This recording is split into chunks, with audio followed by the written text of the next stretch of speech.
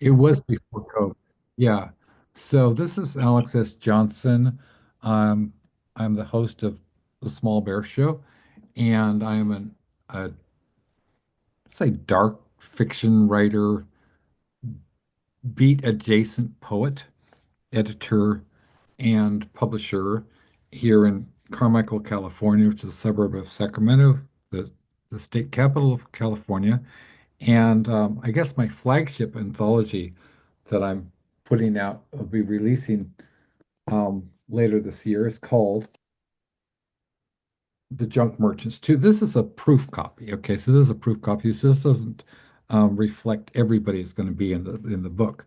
It's called um, The Junk Merchants 2, a literary tribute to William S. Burroughs, and it features, among other um, great writers, Poppy Z. Bright, aka, well, Poppy Z. Bright originally is the pen name of Billy Martin, who is a transgender man, and was born in and raised in New Orleans, and is still living in New Orleans, and has dealing with a lot of shit with the water board because the water board keeps gouging them for like, $30,000 a month, which is absolutely insane. I remember talking to Poppy back in the 90s, and she said, about the corruption in New Orleans politics. He said, you gotta you gotta laugh or otherwise you'll be crying all the time, right? And so I have an introduction, facts about Mr. Burroughs by Poppy, who also is doing the forward for my Bauhaus literary tribute. We have Naked Interview, Conversations with William S. Burroughs by Ron Whitehead. And that is follows. And then some more people have joined up since then.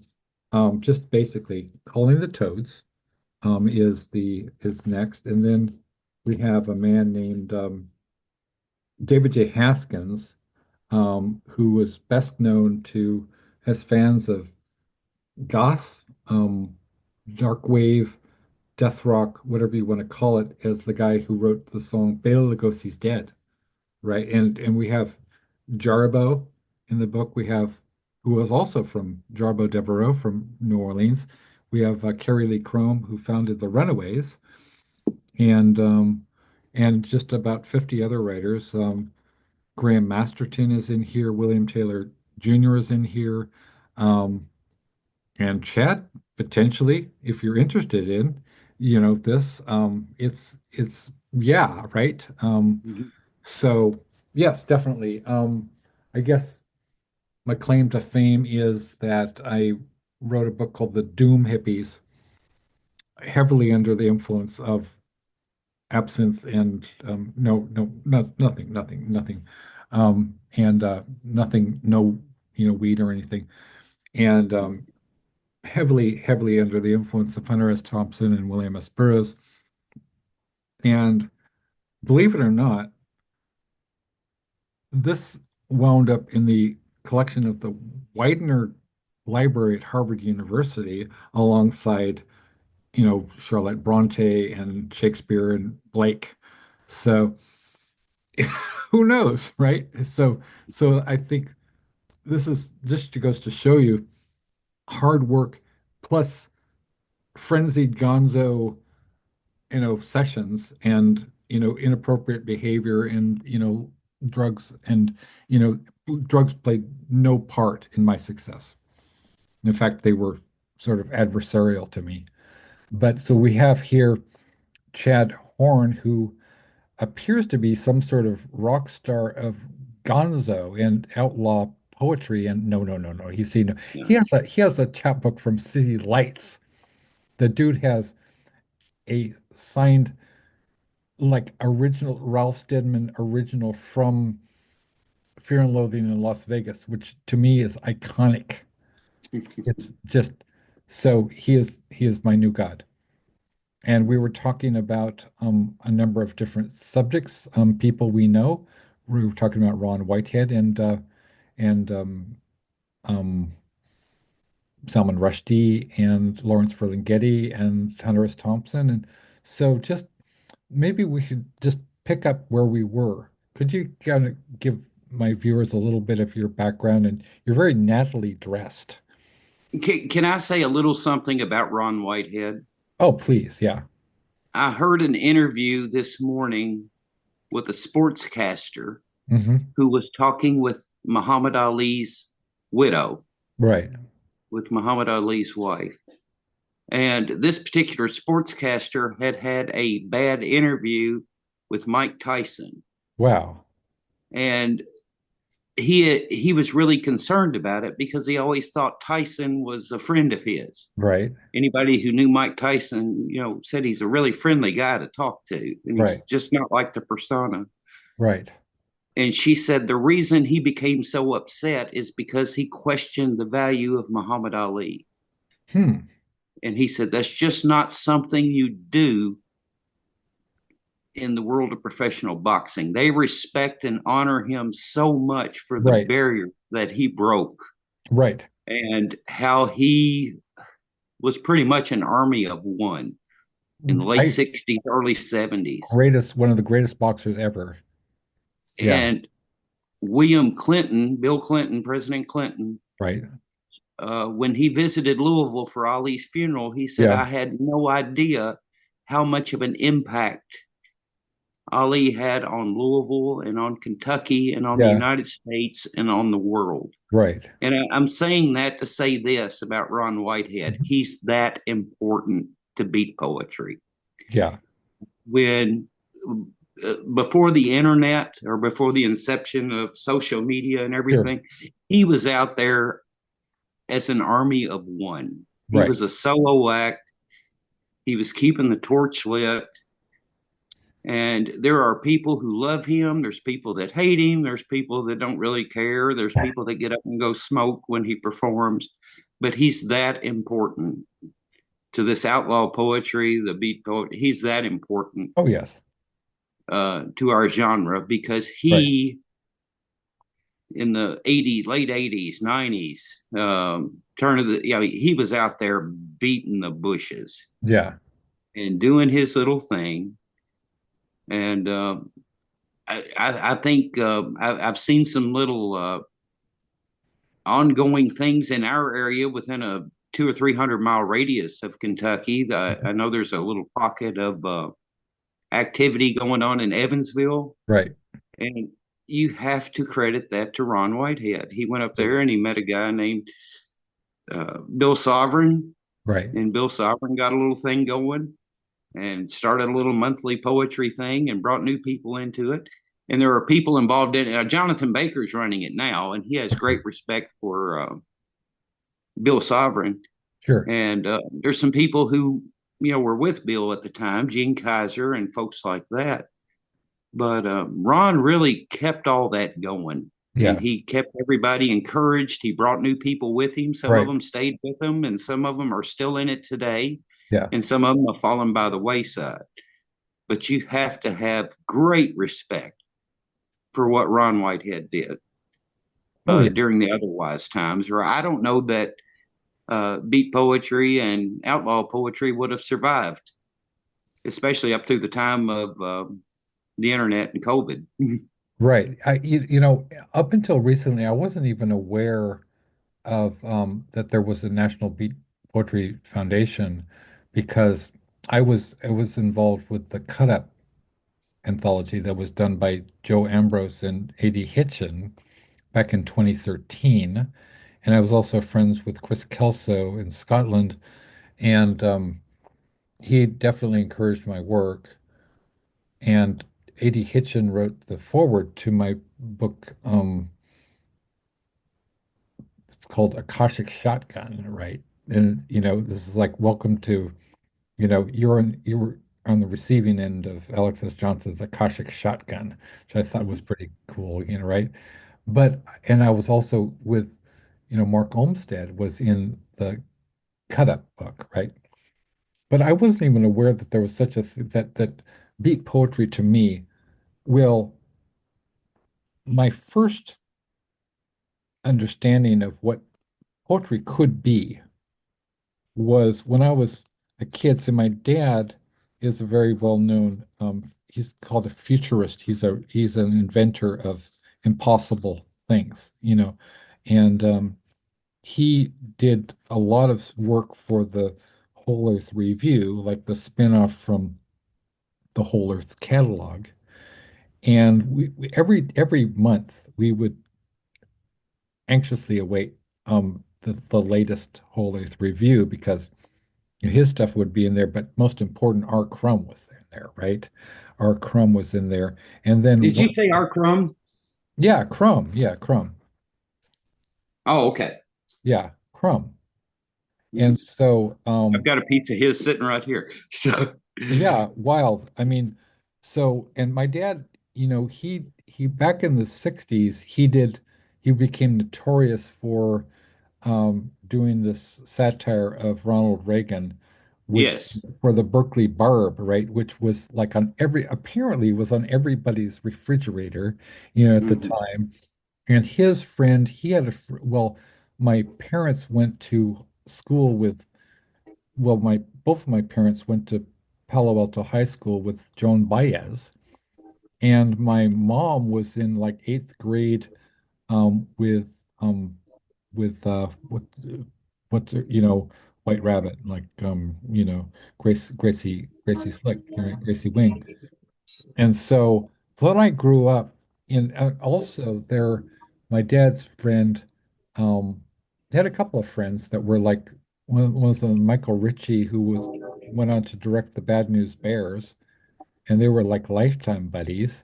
And then this woman Terry Garthwaite, who formed, Terry Garthwaite, right? She formed Joy of Cooking and they were in Capitol Records, and they're still friends, right? And they played with like the Dead and Hendrix and what have you, So I was growing up, my dad introduced me to the Beatles, and it was like, hey, he brought home Zaps. To me, that was just a gold mine. And Crumb was one of my biggest influences, still one of my biggest influences. Mad respect for Crumb. And so he said, "Okay, Alex, we're going to go to the Whole Earth." They had the Whole Earth Festival in Sausalito in 1980, right? These old hippie guys like, Wavy Gravy was wandering around, and you had Corso. He's still alive, if I'm not mistaken. Oh, wow. Yeah. I mean, I was just Well, I was bored because I was a kid, right? And I remember like it was really, really hot, like, and I got a sunburn because I'm like Scots and Norwegian, right? Both. So my dad got some aloe and put it on my nose, and it healed it right up. It was magical. And he's like, "Okay, I want you to experience something." And it was Allen Ginsberg reading Plutonian Ode for the first time, right? I'm just like a little embryo, right? So my dad studied English with Harold Bloom. Harold Bloom was his professor at Yale. I had never read Howl. I was introduced to Ginsburg with reality sandwiches. Reality sandwiches don't hide the madness, Yeah. right? Psalm 3. That's what turned me on. Psalm 3. Yeah. Um, I got, hold on just a second. Reality sandwiches. Don't hide the madness. Oh. And he's disappeared. I'm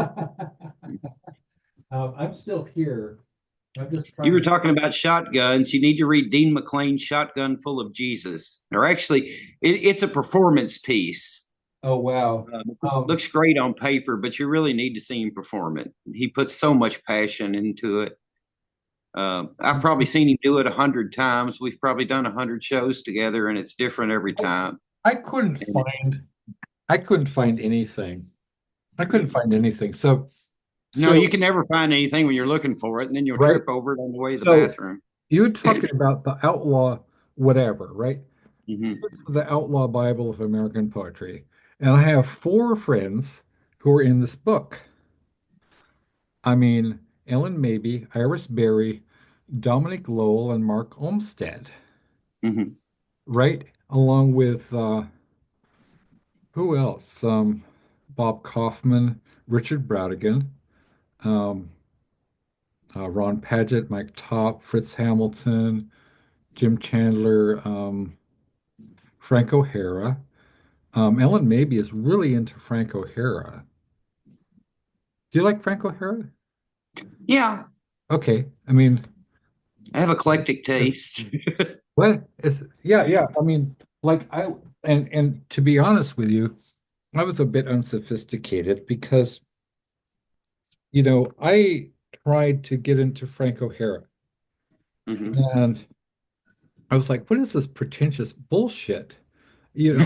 Sort of, references to the New York art world and to gayness and so forth. Not that I have anything against gay people. It was sort of more like I didn't really understand the context.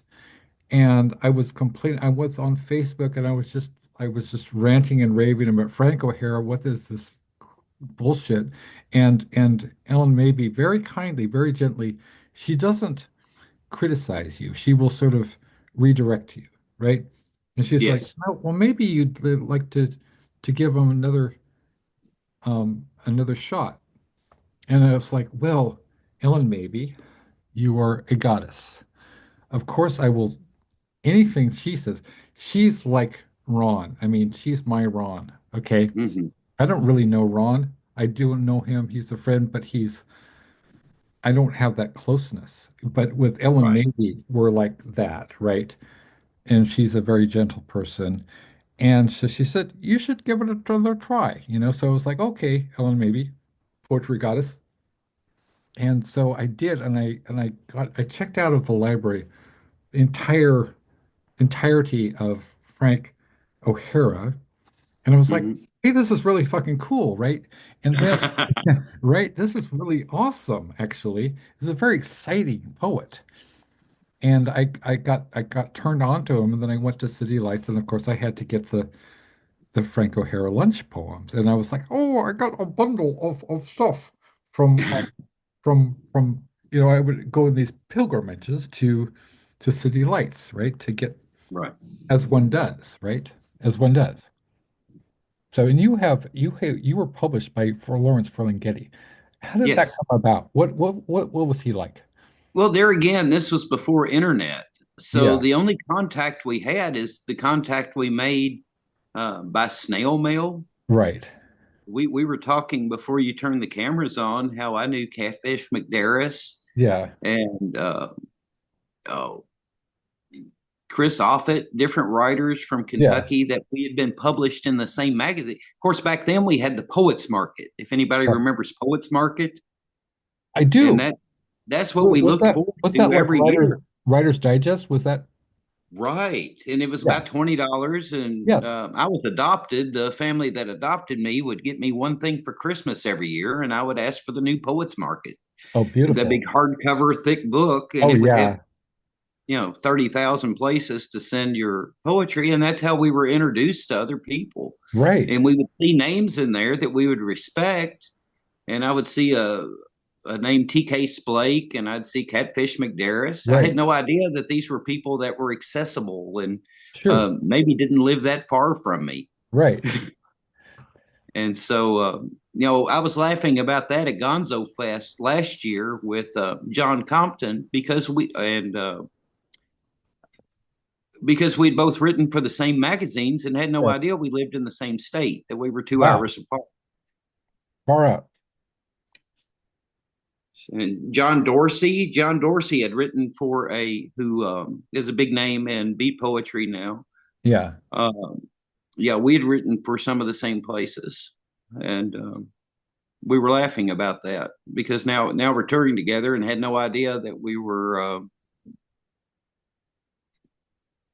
I'm sure. in the same publications 20, 30 years ago. That was the way we could ever contact each other was by snail mail. I kind of miss that sometimes, sending out query letters and I kind of do too. I yeah, kind of, you felt more connected to your work, and you felt kind of connected. Even if you got a rejection, you yeah, felt like you reached out to somebody these, and they introduced you to something new. They would say, "This doesn't fit us, and this is why." And they would show you what they're looking for, and you would see a whole different.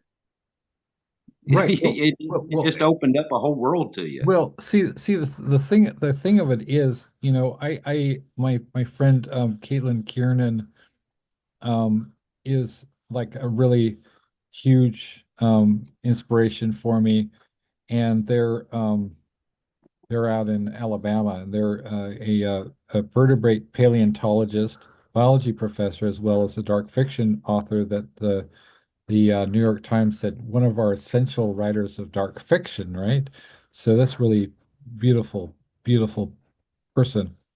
But I did an interview with Caitlin, and they said that the social media was worse than the atom bomb. So now people kind of expect me to just immediately um, just kind of re just basically reformat myself to their desires of the moment. And I have some people, I have this one multiple Bram Stoker award-winning author who's in the junk merchants. Not going to say any names, but every once in a while, every couple of months, they will dip into my DMs and say, "When's the book going to come out?" And I'd be like, "Well, if you'd been paying attention, then I was saying that it was going to come out, you know, this month, but then I had three authors pull out." When you're talking about a 100,000 word plus manuscript, when you have to completely redo it and you have to Right. do the sequencing and people, and he said, and it's basically like, and I say, I have a neurodegenerative brain disease. And it's like, and also, and it's like, it doesn't care. And then I was saying, well, we're waiting for the reason now we're waiting is because we're waiting for Val Vale from Research Publications, right, to write an original piece for us. And so I got hooked up with Val Vale through our friend Nelson Gary, who's a kind of he's a forensic psychologist in Hmm. LA. And do you know Nelson? I He's don't think so. okay. So that's more of like the LA, San Francisco uh, Hmm. nexus of beats.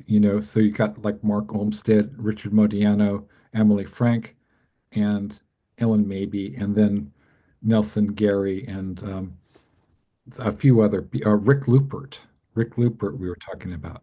And they're all of them are in my Bauhaus literary tribute as well as the Burroughs, which is fascinating. I had no idea that Bauhaus was such a kind of a hub of, you know, well, it kind of makes sense, right? Bats, right? Talking Right. It was about a dogs, common. It was right? a common link. It's like what we were talking about right before you turned the cameras on. We had. Yeah, I'd given you a name of Joseph Dessad at Black yeah, Noise, and no yeah, idea that you already knew him. yeah, yeah, So, yeah, there's common links between writers and authors and people of interest. And yeah, maybe one good thing that came out of the internet is it linked us together to let us know that there's people within your range yeah, that's doing the same thing you are, right. and it's opening new opportunities. And as I said, I tour quite a bit with Dean McLean, and we've been invited to venues that we've really enjoyed and added to our. Uh, we've kind of how do you want to say it? We kind of have an open schedule to where every September we're in Evansville. Yeah. We have regular venues that we attend that we really enjoy and seem to G and haw with. And then we've been to some that I don't care if we ever get invited to again. And we've probably been to a few that we won't get invited to again. So Yeah, I but would love to it's have real interesting to connect with the different groups that are out there I would love to and have to see what both they've on the got going show. on. I would love to have you both on the show, as well as Absolutely. with Amy, Matis, Amy would be wonderful. and Merritt, if we can find Merritt Walden, wherever you are, Merritt. I've been looking for Merritt Walden. I could write a book called Looking for Merritt Walden. Uh, I was going to write a piece called Waiting for Doggo, hmm, right? Because when I was at UC Davis, my alma mater, I was mentored by a woman named Ruby Cohn, who was like the first scholar of Samuel Beckett, right? And she used to go to Paris every year to hang out with him, and they would look for, props for his plays. Like, remember, like they were going to all these flea markets and antique stores looking for a particular kind of squeaky shoe. So, but I was just thinking, lateral connections is what poetry is all about, right? So I was just thinking, absolutely. what? I've never met Amy. I would love to meet her. Yeah. She's up late at nights. I work nights at a youth shelter. I work with the Cabinet for Health and Family Service in Kentucky. Oh, wow. And so I'm usually up at nights, and Yeah. 2 or 3 o'clock in the morning, I'll say, send me some words. I'll have writer's block. Right. And she'll send me a list of words, or That's she'll give me, beautiful. something to inspire me. So, That's beautiful. She's a beautiful woman. You know who's also really great is Daniela Vaciu in Romania, and Krista. Do you know Krista Velisariu? Um, they're part of like their work with Debbie and at whatever National Beat Poetry Foundation. Chris right. came out to I don't know where they had this whole shindig last year Mhm. with Ron and a bunch of other people. Um, They're kind of elusive. They're difficult to contact, and you don't yeah, always know who to contact. right. And believe it or not, I mean, Krista and Daniela are both in the Bauhaus book as well. In fact, Krista wrote me a story based on the song "A God in an Alcove" called "A Goddess in an Alcove."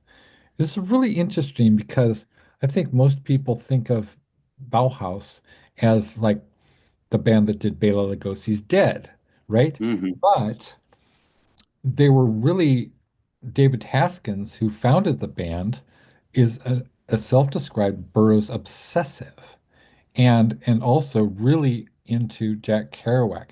They have a song called "A Kick in the Eye," right? Kick in the like, and it's got lines like "searching for Satori, a kick in the eye," right? And I was thinking, what the hell? Okay, so Satori, that's Jack Kerouac, right? Like Satori in Paris.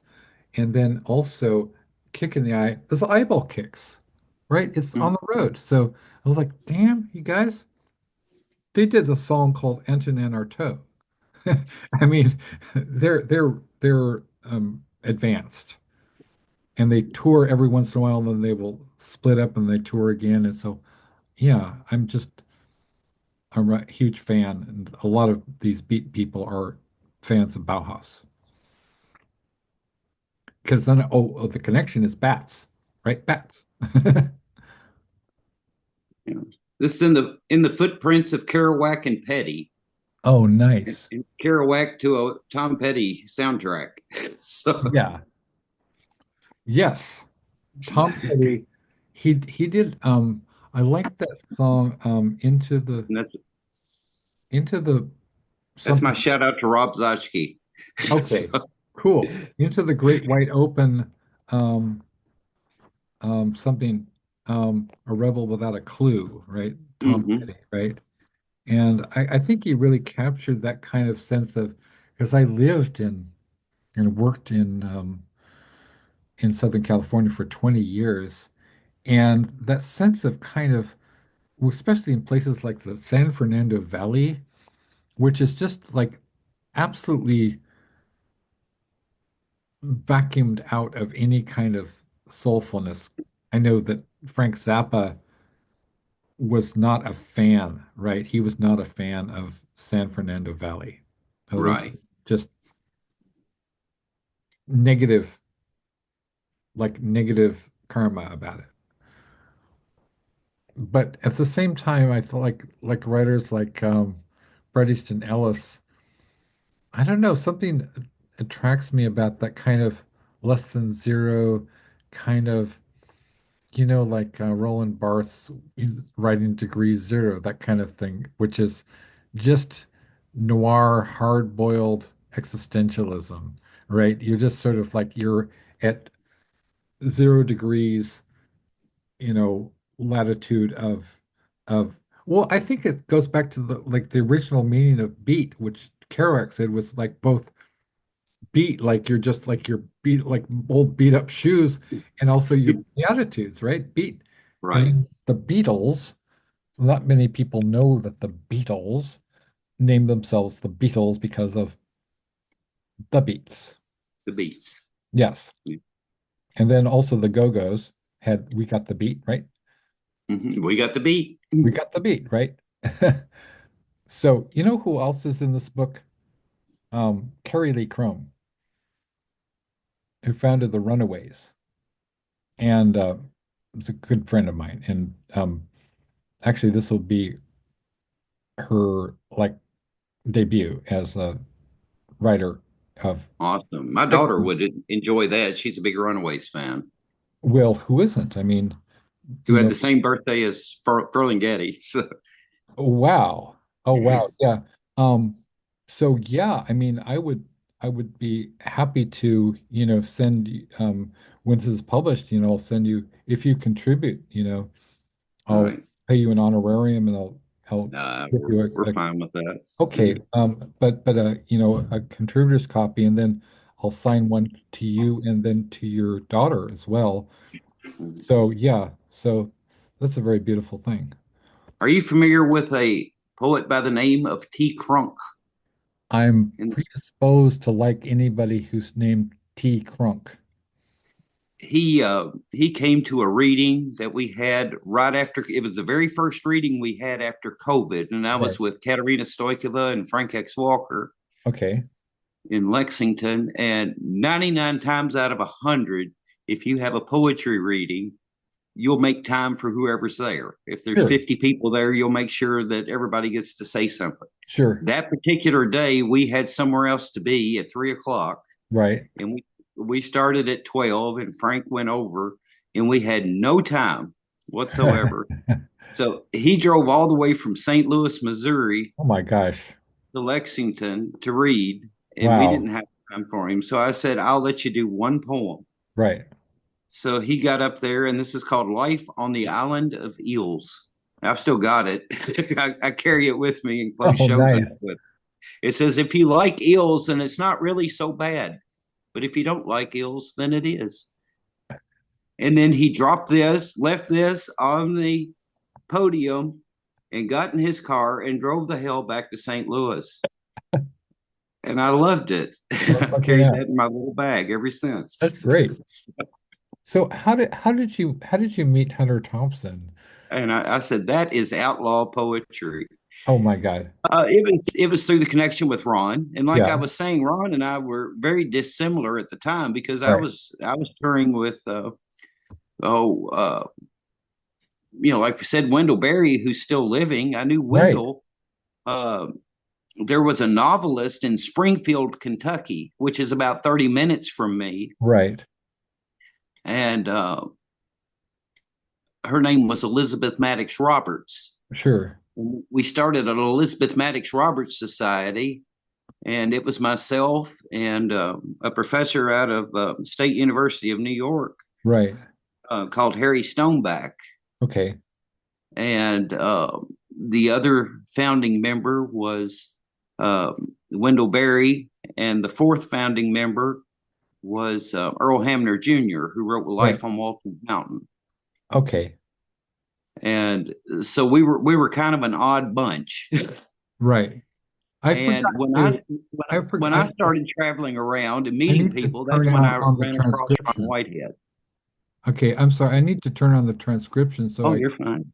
I can okay, great. Because I want to capture all of this because I'm never going to be able to, um, Oh, yeah. take notes Right. and concentrate and so forth. But that's amazing. Yeah, Yeah. And we had no idea, and it wasn't until I started venturing out on my own that we found these other pockets of people, that we right, found the Ron Whiteheads, and who right, was out there doing his thing when nobody else was doing beat poetry. He was out right. there in Kentucky and Southern Indiana, and Yeah, I was just fascinated by it. I was drawn into it, and people like Dean McClain, and I was like, oh my God. sure. And then I would travel with them to like Evansville and meet Bill Right, Sovereign and go, oh my right. goodness, this is cool. And then, like I said, when the internet, on the inception of the internet, and then people started getting connected, I went, oh, Right, there's all kinds of people out there right. Yeah, exactly. I didn't know existed. So, So, it was a really interesting time. when you were growing up, who did you like? I mean, what was the kind of like books you like to read, or what were you like as a kid? Oh my goodness. Well, I was adopted. So I was Okay. adopted onto a work farm Right. here in central Kentucky. And Okay. I loved being on the farm. I hated farming. So I was going to do anything in the world I could do to not be a farmer, Wow. but still have a farm if I could do that. Yeah, yeah, Uh, yeah. the I don't want to. I don't know how I learned to read or write Yeah, because my dad, who's still living, he wasn't literate. So they didn't really expose me to literature, but I knew how to read and write when I'd started school. And I had a fifth grade uh, teacher by the name of Charles Simonis, who yeah. was very respected poet in Kentucky at the Right. time. He's passed away since then, and he would take me to readings and he would introduce me to people, and I would have no idea that I was in the presence of greatness. Sure. I just thought it was a cool thing to do to get out of school and to get out of the back. Yeah. Oh, I don't have to milk because I'm going to go with Charles to a poetry reading or Nice. something. He really encouraged me to start writing and introduced me to some just incredible people. When I met Harry Stoneback through that, and he introduced me to Ezra Pound's grandchildren, Oh, wow. and he was the president of the International Hemingway Society. Oh, So I got wow. to meet some of the Hemingways. Oh my gosh, I'm a huge Hemingway fan. you know, I was trying to think. he introduced me to Earl Hamner Jr. I had no idea that he had a television show called The Waltons because we didn't watch television. Oh, wow. Yeah. Yeah, I had no idea either. I had no idea either that, because I was my mom, we were sort of raised in kind of well, the Vedanta Society, and so they're very my mom is very like into cosmic consciousness and basically transcending the body and so forth. So and it was very, very down on things like TV, but I could read all I wanted. But as far Mm-hmm. so she used to get me these Hindu comic books, all the gods and goddesses and the fights and Right. and the amazing stuff. And it was actually more lurid and gory and whatever than any kind of stuff you could get from superhero comics. So, and then Mm-hmm. my dad introduced me to Crumb stuff Mm-hmm. the same day that I saw Ginsberg read Plutonian Ode, he took me over to Crumb and he said, are you our Crumb? Well, yes. And this is my son, Alex, and I raised him with your work. And he said, poor kid. He didn't even look up. He was like, poor kid. So, but when I was at UC Davis, he lived a town away in Winters, and so I used to see him and Aileen kind of out and about a lot. And now I guess he's in France or south of France. Yeah.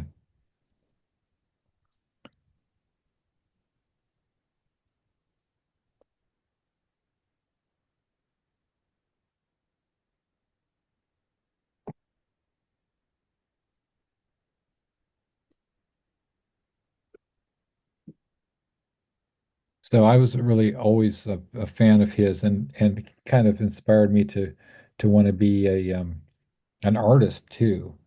And Mhm. I would just sort of try and try and try and try to recapture that the Zap energy. And you know who's also an artist that kind of I'm associated with or have worked with?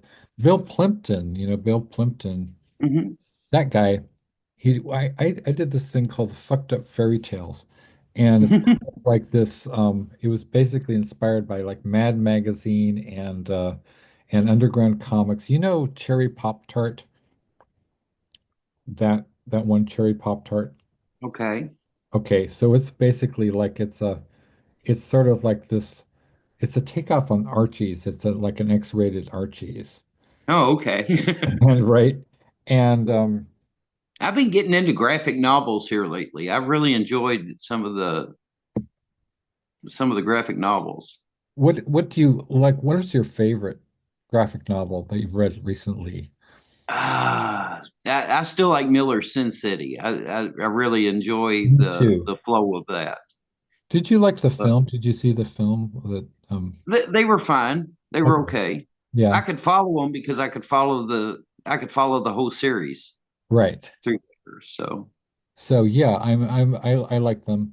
Um was this sort of this is a lateral move, okay? Because I think laterally. So my friend Emily Frank um is who's the who's part of that whole Beyond Baroque, Ellen Maybe, Richard Modiano, Iris Berry thing. She's the web mistress for Billy Bob Thornton. okay. And I wrote a book called Bad Sunset. I'll show it to you. This may be part of the book exchange. Bad Sunset, or A Fistful of Eyeballs. Okay. Right. And my friend who had worked with Lemmy from Motorhead, Hmm. friend of Billy Bob's, and she said, "Hey, you should send this to Billy Bob. Your book at Sunset." So I was like, "Okay." It was really kind of a sort of a parody of Blood Meridian, like Cormac McCarthy. Um, This is a series I'm doing for Black Noise. you're that guy. Yes. You're that guy. Fucking far out, man. With Blue K Boss. Oh And wow. it's just usually how they get them. It's they're just ripped out of a notebook. That's just sort of like Hans Belmer reminds me Yeah. of. It's very outsider arty. But this is with Blue K Boss, who's a great Yeah. contemporary. Wow. So that's kind of like talk about Desad, right? Yeah. Wow. So do you like Desad? Do you like that stuff? Or um, Uh, I introduced him to a couple of people I thought were more appropriate. I uh, run across him a couple of years ago, okay. and it was almost a little. It was kind of a little bit out of my realm, but I introduced him to some people. I introduced him to Snow Matthews Okay. and introduced him to Dan Denton and some people like that. I said, "Hey, you really need to check these people out." And those are still writing for him. Dan Denton. If you want to if you want a great interview, try to get a hold of Dan Denton. If you're not friends with him on Facebook, be friends Okay. with him. Okay, great. Yeah, I'm just He's taking a a great working class beat poet. I mean, he is the real deal. yeah, I'm filling up a page with notes of people to talk to. Yeah, Um, Dan Denton is somebody you really need to touch base with because he is the real deal. so a lot of these people are probably Facebook friends of mine. How did you hook up with Dean McLean? Dean, I met at a Ron Whitehead reading, and Uh-huh. I think he was he was also on the list with with Ron, and I don't want to use the term love at first sight, but we just started talking like we'd known each other for Right, more than our lifetime. right, Probably a yeah, couple of 100 years. right. We just picked up a conversation, and one thing led to another, and we did a gig together, and we did another, and now we just kind of touch base ever so often. Hey, we got a Yeah. gig next week. Yeah, well, we got to go to so and so. So Wow. Wow. so How we did just kind of fell into there. He's one of the best friends I have on this planet now. Beautiful. Now, So how did you get, how did you get a chapbook with City Lights? That's amazing. that was I think Jane Dion had a lot to do with that, and I think Okay. Ron had a lot to do with it too. And Ron wrote the. Somebody said that some of the major publishers aren't doing blurbs anymore, and that kind of disturbed me Huh. because I've got some blurbs that are far more interesting than the books. I think Ron Whitehead wrote the blurb for this one. Wow. Chad Horn So, from Harrisburg. I'm sorry. Could I see that again, please? Because I want oh to yeah, read yeah, that. Okay, so Chad Horn from Harrisburg is one of Kentucky's most important new poetic voices. A new book, Eclipse of Crows, is brilliant. Et cetera, et cetera. Something about the New York Underground Festival, right? So you were yeah. part of that as well.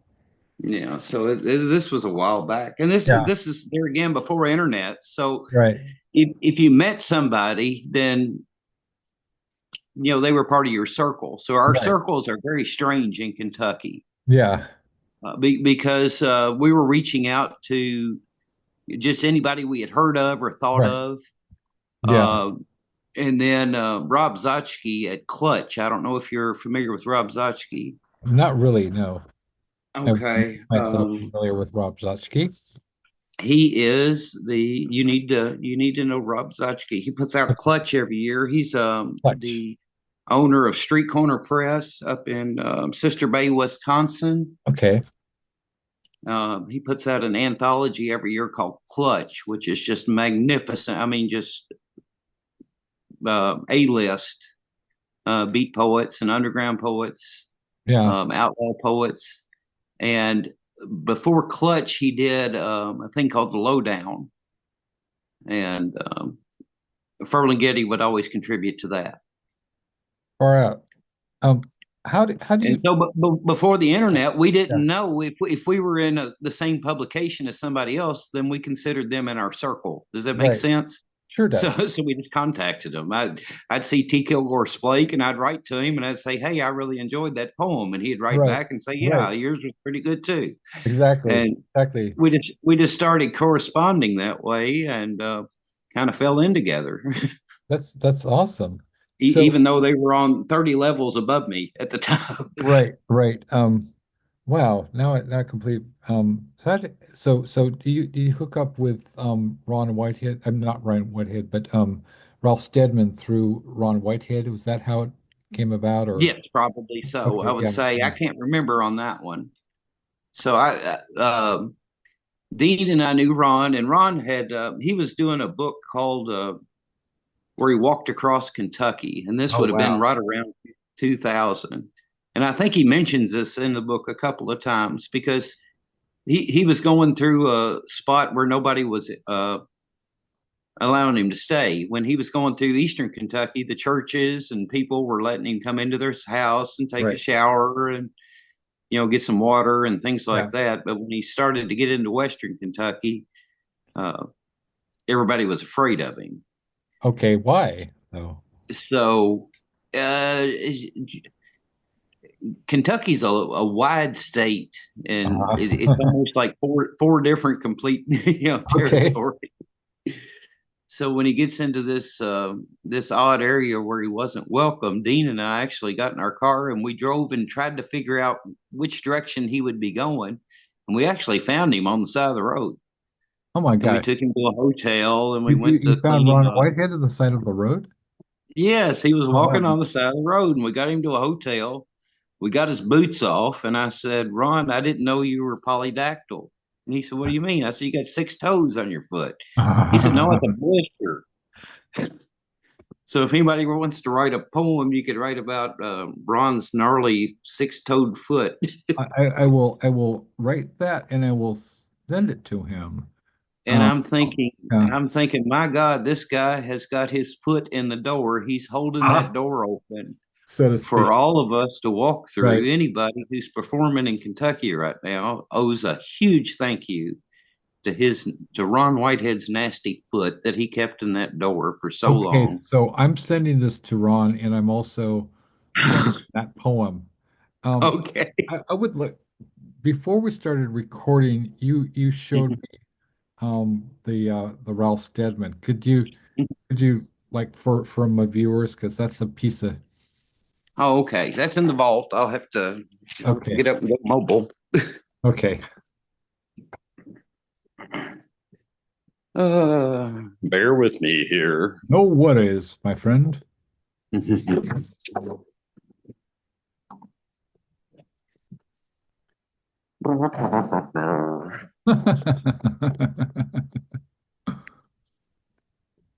Oh, it's not going to show up because of the light. Well, you were showing me the thing from Fear and Loathing, though. Hmm. Yeah, that's the same thing. That Yeah. in the light the last time. What happened? Yeah, I don't have the light here. It's going to Oh, take too long. oh, okay. I could have sworn that there was something. There was a Ralph Steadman from the Fear and Loathing book, and then Yeah. Hang but on here just a second. that's I'll not take the a same thing. flashlight. It's not. Take Oh, a flashlight with okay. me. You got the flashlight. Okay, cool. I feel like we're going on an adventure. This is like we're spelunking. It's a Gonzo spelunking, searching for Satori, um, and Ralph Steadman, and Fear and Loathing. Well, this is very. Oh my gosh, there it is. I mean, I'm taking some screenshots. I'm taking some screenshots because I'm going to Okay. turn this into an article for a Small Bear Review.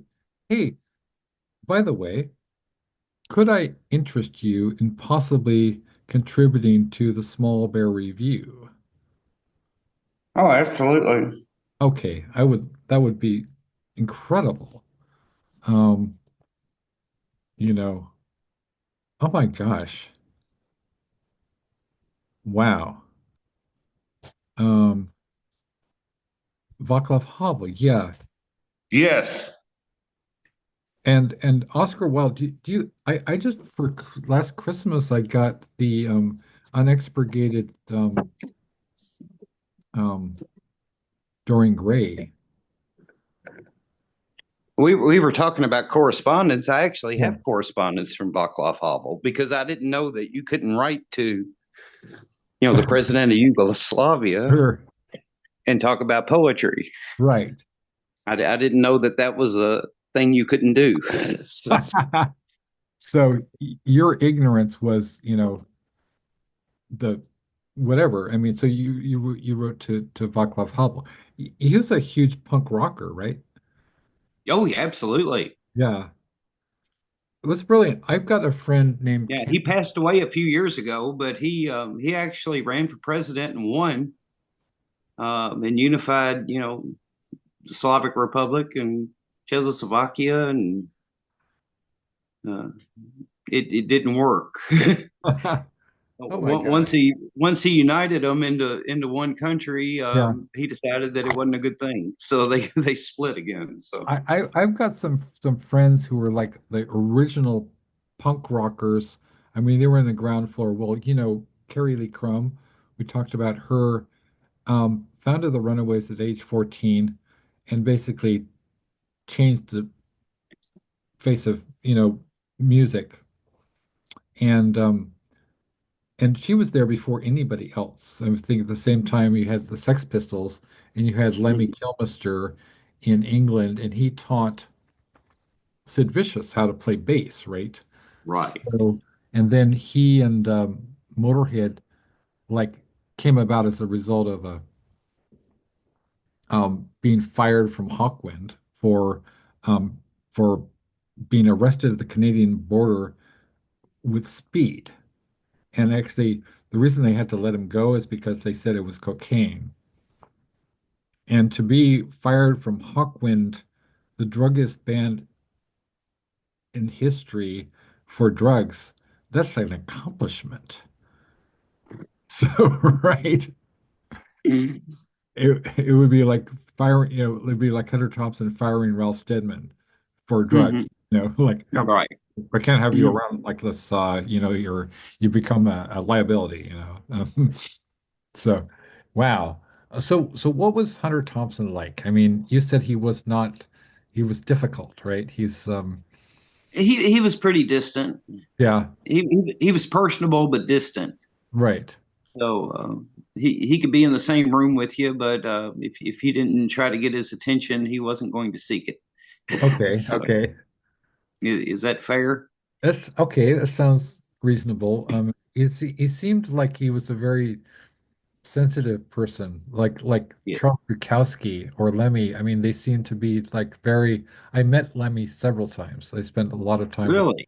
Yeah, Hmm. he's a beautiful, beautiful man. I really miss him. I mean, he is like one of my favorite people that I've ever met. We were talking about Muhammad Ali and how Yeah, precious he was to the boxing world, and right. about Ron Whitehead and how precious he is to the beat poetry world, Yeah, even the people that don't know him. And I yeah. think Lemmy probably had a lot to do with that genre of music. He really cared about it, and he, like you said, he trained other people. He did. He taught them and that would lead into a great conversation you could have with somebody a lot smarter than me. I see a lot of younger people come to open mics, Right, and they're immediately going outside the box. They don't know what's right. inside the box. Truth. Know what's in the damn box first, Know and what's then in the get out down of the box. box. Like when Then I put your own twist on it.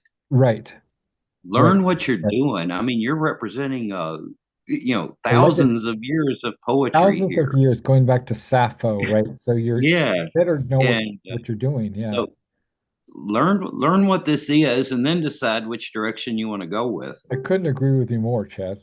Yeah, Really. and we've had that. D. McLean and I've had that conversation. We'll go to this open mic readings and go. Yeah, Right, they just don't get it. They don't know what they're a part of. They don't know how right. big this is. They don't know how important this is.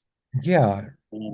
I really hope it doesn't hurt poetry uh, when we go to a coffee shop or something like that, and you have a bunch of open micers that are just basically just rambling Right. Yeah. or I ranting, like, and the people there that aren't familiar with poetry, they're going, I don't like this. Well, I don't like it either. It's not really doing anything for me.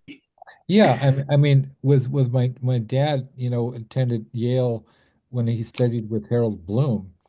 And so when I was growing up, we always have Shakespeare around. And my mom's great great grandfather was the founder of Pleasant Grove, Utah, you know, and was formerly Battle Creek because of the Indian massacre, because the Mormons were kind of into that. Mhm, And it's just history, right? I mean, you've got like what in Kentucky, it's what is called the Dark and Bloody Ground or something, right? mhm, And so they were really into Shakespeare, and they were came over from England with and they were in the same trail. I mean, they were in the party of whoever founded Mormonism, that guy, um,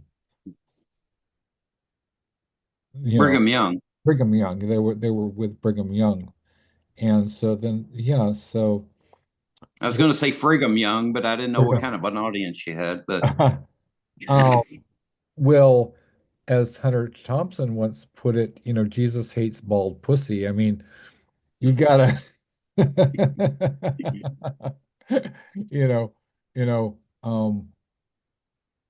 why fuck with children? They're too small. Um, yeah, I don't know. I don't have an audience. I mean, I just shows and I don't care. I have some really important and prestigious guests, but I don't really care if anybody watches them. It's just, I think of it as history, so these things are going to be up forever, and people are going to be watching them, and it will ignite something. Like, for example, I was telling you earlier about things like Merritt Walden, when I was friends with him years ago, and he approached me because he sent me one of his little things, which was just like 4 pages or something. It was like Xeroxed, you know, Right. like little little chapbook, and I really Hmm. liked it. And but there was one poem that he wrote which got him into trouble, and I forget the exact circumstances, but it was sort of like this poem was used against him in a legal case, or maybe it was some dispute with an ex or something like that. And I wrote a letter basically of a character reference. I said, this guy is a good guy. This is a good poem. It's not, and I sort of explained what poetry is for the people who think that it's like it's about, like it's nonfiction or something. It's like, okay, so even and especially Sylvia Plath, that's not like the daddy poem is in no way, shape, or form actually about her dad, right? And this Yeah. poem was not about his ex or whatever it was. At any rate, I kind of lost touch with the guy, and then years later, he reminded me that this poem, this letter that I wrote, basically helped him out in a major way. Um, that he was always grateful for that, and he always publishes that poem along with my letter. To be honest with you, I've never seen that letter or that publication. So it just goes to show you that it doesn't really matter. It's sort of, I think somebody once said that it's what you do when you don't think anybody's watching. That's the real, you know, that's the real test, right? It was in spread. I'm trying to see if I have a copy of it. Yeah. That's why I went dark on you. Okay. When you went dark. And then Chad went dark on me. And there was something about Ron Whitehead's polydactylity or something like that, and things went Right. He haywire. did a book. He did a small little chapbook with. He did a small little chapbook with Ron, where Ron comments on some of his stuff. Let me see here. This is.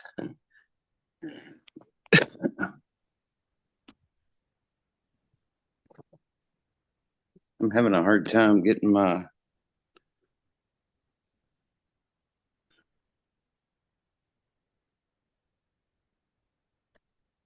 You know But it what's was in spread. It was in spread. I'm trying to find it if I you, can. you know what's really interesting, Chad, is that I'm making a documentary film Hmm. about like it's basically, well, I and my friend Vanessa Smith in New York, and she she made a film with Martin Scorsese about the Dalai Lama. It was basically it was she was on location with she was a location manager and a historical researcher for a movie called In Search of Kundun, and it featured because Martin Scorsese made Kundun, right, about the Hmm. struggle for the Tibetan liberation. And so she wants to make a movie about me, and I'm co-directing it and writing the screenplay with her. And it's basically in and around all of my network of people that I've known. And I would love Hmm. to have you be part of this and have a segment in the film about you and maybe um, you and all these people you're mentioning, uh, the Clutch guy, Dean McLean, Ron Whitehead, Amy Mattis, this I'd Wen- love to meet Amy. I Wendell, may have done something Wendell with Amy. I Berry. don't Yeah. remember, but You say Wendell Berry is still around. Um, he's still alive. He doesn't get out much. yeah, could we like could you potentially reach out to Wendell Berry and because I think that would be amazing if we could include him in this film. Yeah. I think that's Yeah, he doesn't get out much. I went to check on him over the yeah, weekend, as a matter of fact, and went down around Port Royal. right. But he's very interested. He's very concerned about what literature is becoming. He's very Yeah, concerned about AI. sure. I think he understands it a lot better than people think he does. And Right. he's Well, saying this could be horrible for writers, sure. and it could destroy how we look at literature and how we look at art. And Yeah. he's very concerned about that. I need to get in contact with him because we have a board meeting for the Elizabeth Maddox Roberts Society coming up pretty soon. Okay, so I'll give you my email and then Yeah. if I would love to be in correspondence with Wendell Berry. He's certainly I have a great reverence for the man. I mean, it's one of the greatest, right? He's one of the greatest. I mean, and in terms of ecology, the ecological thinking, because I have a lot of, you know, Thoreau is one of my heroes, and I actually did a lecture on Thoreau, right? And for our local Vedanta society here in Oh, Sec. Merritt Walden's Pond. That would be a good chapbook. Oh, Merritt Walden's Pond. Yeah. I would be. Yeah, yeah. I mean, Thoreau, Emerson, Whitman. These are, to me, it's the Bhagavad Gita kept me alive. Kept me alive. I couldn't do it without this message of the eternal the eternal interrelationship of all, not just all beings, but all kind of cosmic shaping forces, right? Um, like your jacket, your hat, the denim, your flesh, right? The my computer is enhanced with nanotechnology. You know how fucking scary that is? I mean, it Yeah. tracks my head movements. I can turn it on where I can use my head to move the cursor. That shouldn't be a thing. Could you imagine talking to a poet across the country 20 years ago, I like remember we're doing right now? I remember manual typewriters, and I remember discovering carbon paper, and I was thinking, this is the shit, My life is um my life will never be the same. A lot of people don't even know that CC means carbon copy. Yeah. For This is, yeah. And I carbon. This is how I commute with editors. This is Rob Zotchke from Clutch, and this is how we right. uh, talk back and forth. And I use carbon paper when I send something, so I've got my queries and his response. That's beautiful. That's beautiful. I'm taking So screenshots of this so I can put this into an article from a small yeah. bear review. But Yeah, I miss those days. I felt a connection with the editors, and right. they would give critique, and I miss rejection slips, especially the ones where they elaborated. And There's something sometimes I would about send that. something short, and I'd get back a three-letter, telling me how much they hated it, and I go, "This is beautiful." This is, I I still have my rejection letters from, well, I'm a dark fiction. I guess they call it dark fiction. They used to call it horror, right? Mhm. But um, there's so much negative publicity about horror these days. So I would send things out also fantasy writing and fiction. And I think I still have somewhere these rejection letters in like detailed handwritten rejection letters from like Ellen Datlow or Kristen Catherine Rush from magazine of science fiction and fantasy. I mean, like very encouraging, but we're not going to take this right now. They actually took the time to respond to me and write something, Mhm. and I think that's beautiful. You know, now as a publisher, I make sure that at the very, very, very, very minimum that I respond. If somebody sends me something, like for instance, you might be interested in several of my anthologies because one of them is you mentioned like having respect for Lemmy, right?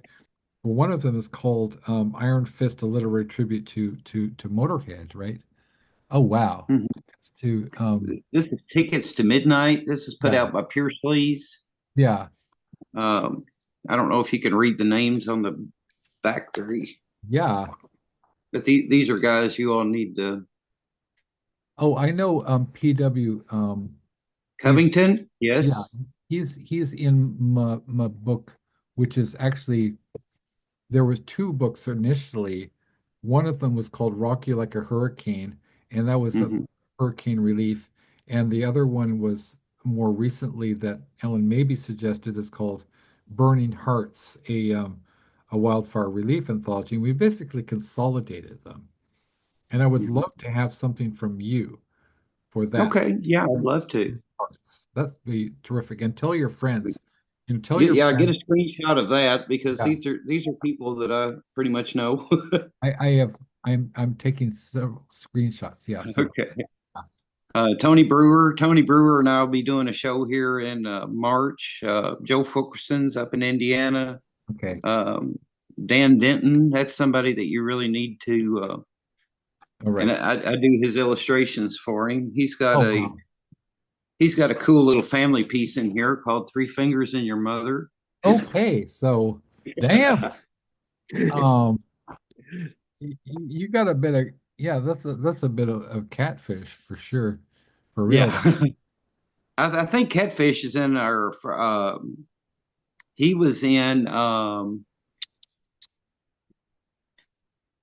I can't remember. He was in the Grindstone with us, I think, which Jonathan Baker also puts out.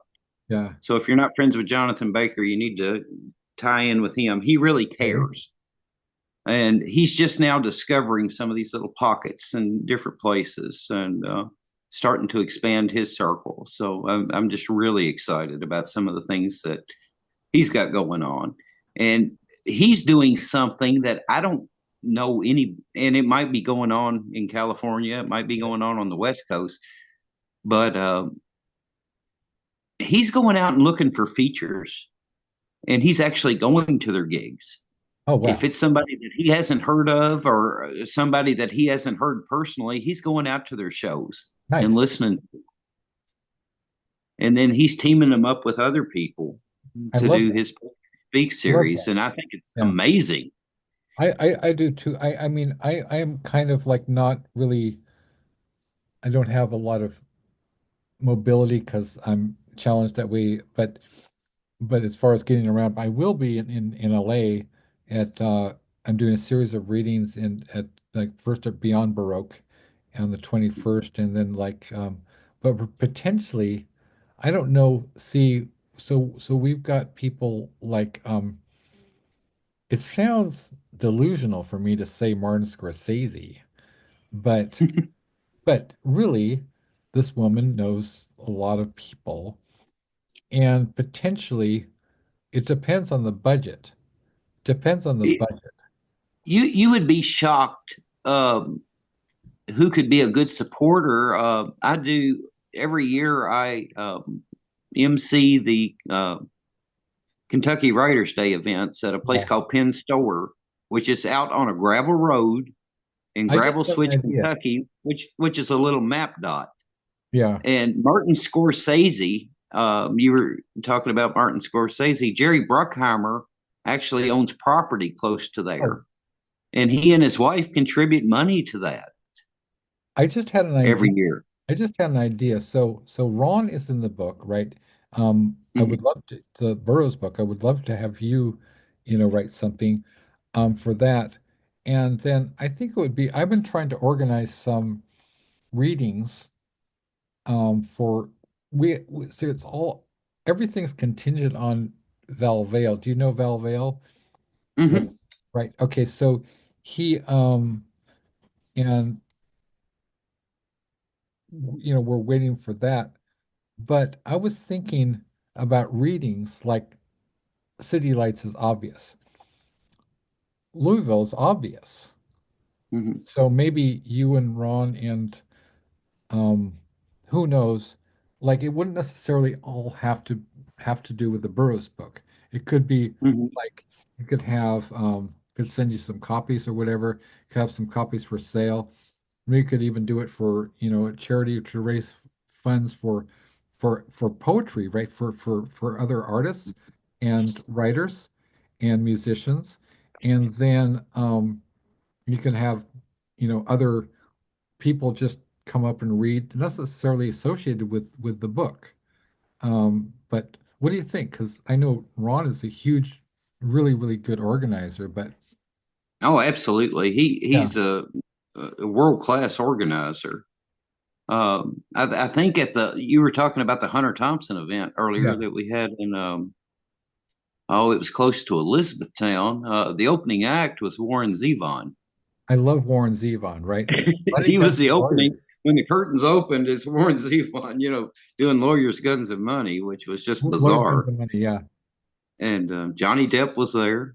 Yeah, So, yeah, I'm a big Johnny Depp fan as well. I love how like Johnny Depp would say that his whole thing, are his are you familiar with a poet in Merritt's circle or realm called Michael Duckwall?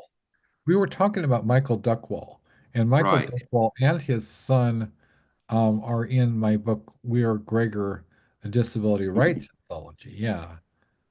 Oh, that's We actually printed our own chapbooks, which was kind of cool. yeah, And we'll do these at readings. He's got a small group that's starting, and right. we're letting them know that you don't have to go to Penguin Press to get Yeah, your work out there. If you've yeah. got a small following, make a small Make make this your own chapbook. Believe it or not, I actually have a story in a Penguin anthology, but I don't, Mhm. I started Nocturnicorn books because I'm an outsider's outsider and I wanted to not be a professional. You know, Yeah, I wanted to do outsider publishing on a huge scale, if that makes any and sense. these are handwritten. That's beautiful. So I'm I all did 20 about cop that. I did 20 copies of each, and I did the did the graphics and the art for each one of them, That's so they're all beautiful. unique. I wanted to ask you about your art because it's very interesting and kind of reminds me of kind of outsider art. It's got a kind of a psychedelic mandala kind of thing going on. And wow, um, I love So it. each one's individual, and you can give them away, you can throw them away, you can Right. sell them, you can collect Yeah, them, you can. right. But it's a fun Collect them little all, thing. you know, trade with your friends, right? Yeah. One thing that Ginsberg said, and we were talking about mimeograph things. Right. This is Merritt Walden's that you were looking for. Yes. It was called Spread, Right. and yeah, one thing that Ginsberg said: anybody who asked for a poem, I sent it. Right. He didn't care if it was the New Yorker or Esquire or Right. Playboy or Johnny's mimeograph in his Johnny's granny's attic. mimeograph. Right. Yeah, yeah. Beautiful. If they Yeah. asked for a poem, he would send it. So he was very accessible that way. And Ron's that way. Yeah. You'll find out. If you ask Ron for something, he'll send it to you. Oh yeah, I mean he wrote me a poem for the We Are Gregor Disability Rights Anthology called I Have a Responsibility, and that's kind of become an almost an anthem. We Mhm. did earlier last year, we did a show with we didn't have Ron, but we did have Ellen Mabey and a number of other people in the book.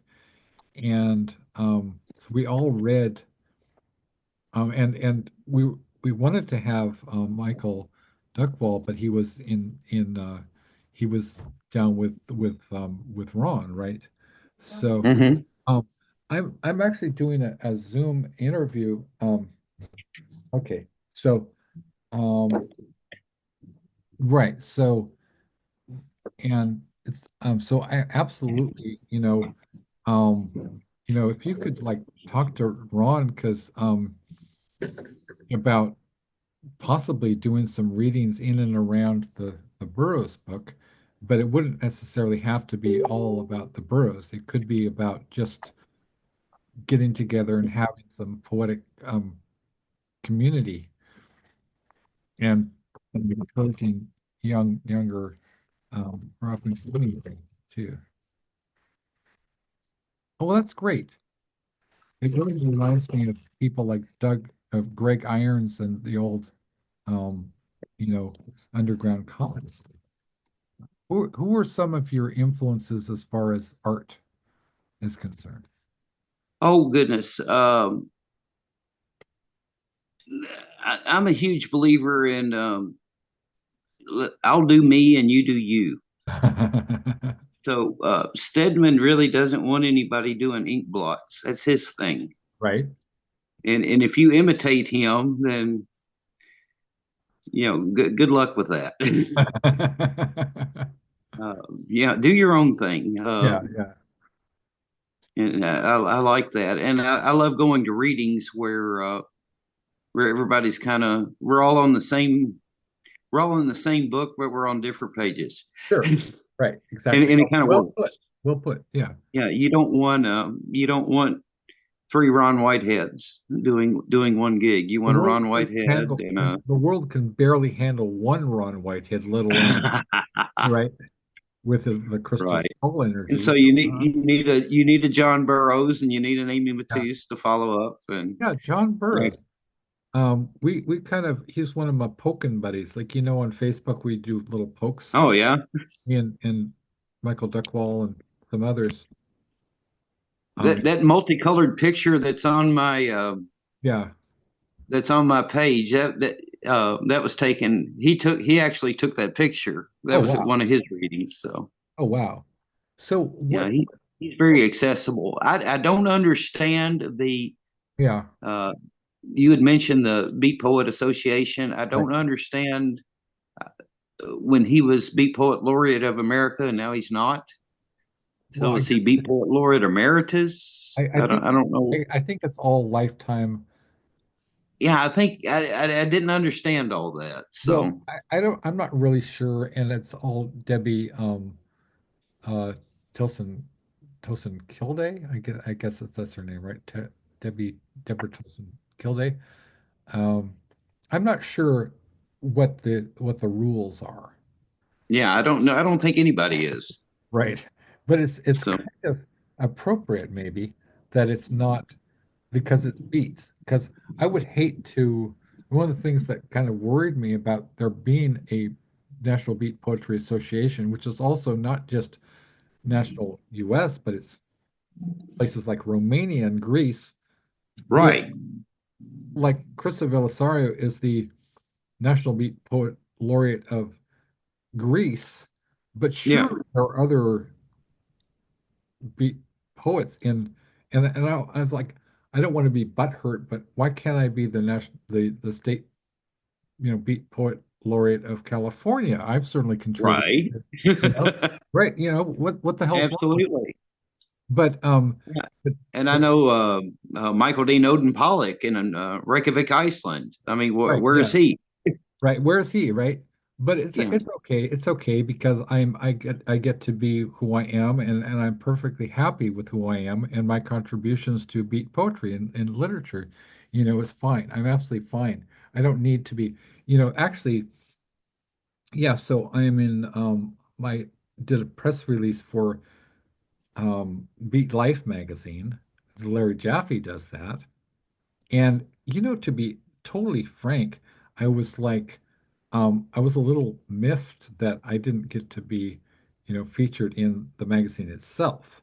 And hmm said that it was like he was, first of all, he was new. And second of all, it was like, and I felt sort of humbled, I think somebody like Ron Whitehead probably thinks of me as like a sort of a like a upstart, and I'm fine with that. Right. I am an upstart, I'm 58 years old, upstart because the masters like Ron Whitehead, total respect. I don't have a problem with being a pipsqueak, right? I'm gladly a pipsqueak. I'm in the company of legends, Ellen Mabey is a legend. And you are a legend. I mean, Ralph Steadman is a legend. These are the greats. I'm honored to know you, It's really like you were saying before about these people who are just not just coming up with random, you know, stuff, improvised stuff or whatever, and they go outside the box before they know that a box existed for a reason, Right. right?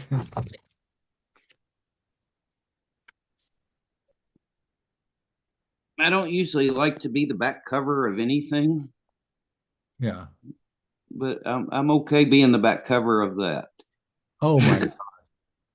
So that is okay. So I So did the art for the back of that one. So that's the Salman Rushdie issue of Clutch, and you did the back cover art for that. yeah, I'll take that one. That was a victory. That was great. Um, so I wanted to ask you about the Hunter S. Thompson event with Johnny Depp and Ron Whitehead. We were beginning a few hours ago. We started talking I about. don't think anybody remembers a whole lot about it. Oh my gosh! Anybody that was there. Didn't Hunter, demand that everybody go to the leather shop immediately or something? Um, Yeah, it was. If you can remember it, you probably weren't there. there, right. Well, I know there was nearly fisticuffs between Ron and Hunter because apparently, according to the film, at any rate, Hunter refused to go out, Hmm. and Ron was literally holding the bag of money. It was like people were putting cash into this bag, right? And he had like $50,000 in a bag. And then I don't know what happened with why did Hunter need to suddenly go to the leather goods shop? Leatherheads in Leather. Louisville. Yeah, Okay. Leatherheads. What is it? Uh, Was that a kinky thing or was that a fetish thing yes, or yes? Okay, it is. it's a yeah, Okay, it's a very much. fetish thing. So yes, Leatherhead. some of your artwork seems kind of fetish-y. Um, it does. It does. That's not a judgment. I am myself have written, high class smut for Penguin Random House, so I'm not It gonna pays good. judge it. Right? Yeah, Right. It pays good. it pays Yeah. good. Yeah, Yeah. Um, yeah, wow. I mean and there's several Kentucky authors yeah. who wrote very traditional work, but also wrote for Playboy. Folks like Chris Offutt and oh the guy who wrote The Hustler and the Man Who Fell to Earth, Walter Tevis, Sure. Which was from Mount sure. Sterling, Kentucky, and he wrote for Playboy because it That was played 16 and a half cents a word. and that was made into a film with David Bowie, right? It was. He There also was wrote The yeah. Queen's Gambit, which became a miniseries. Oh wow, yeah. Wow. But he also wrote for Playboy because it paid 16 and a half cents a word. You know who also wrote for like men's magazines? William S. Burroughs. In fact, that's Yes, how absolutely. Graham Because it Masterton, paid 16 and a half cents a word. right? Graham Masterton in 1965, he was the editor of Mayfair magazine, right? And then Yeah. so William S. Burroughs, who I think who was living in London at the time, used to Mhm. regularly send in his stories, so which were the William S. Burroughs stuff. Oh wow. This is my new book. I would have to sell about 47 copies to make 16 and a half cents on Amazon. I love the title. Is it General Salt on the Census? Is that it? Um, but that's how much literature has changed Yeah. since internet and Yes. internet access. It's just it used to be a lucrative career. There used to be people who made money on it that you've never heard of. Right. Who were brilliant writers, Right. Yeah. and that's disappeared. That's gone. Right. Well, I have a kind of almost a fetish for that the old school, and the people that really inspired me when I was a kid were like Harlan Ellison, Tom Wolfe. I mean, not Thomas Wolfe, but I love Thomas Tom Wolfe, Wolfe.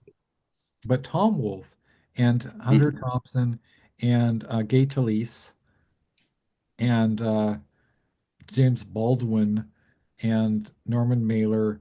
And I like that toughness of Truman Capote. Truman Capote is I really loved Capote, and beautiful. I've got. Let me see. I've got stacks of books laying around. I never know what we're going to talk about, so every time you say something, it makes me think of something I've got laying somewhere else. Yeah. Well, it's like Hunter writes in Fear and Loathing, it's like about the 60s, you could strike sparks in any direction. Yeah. Yeah.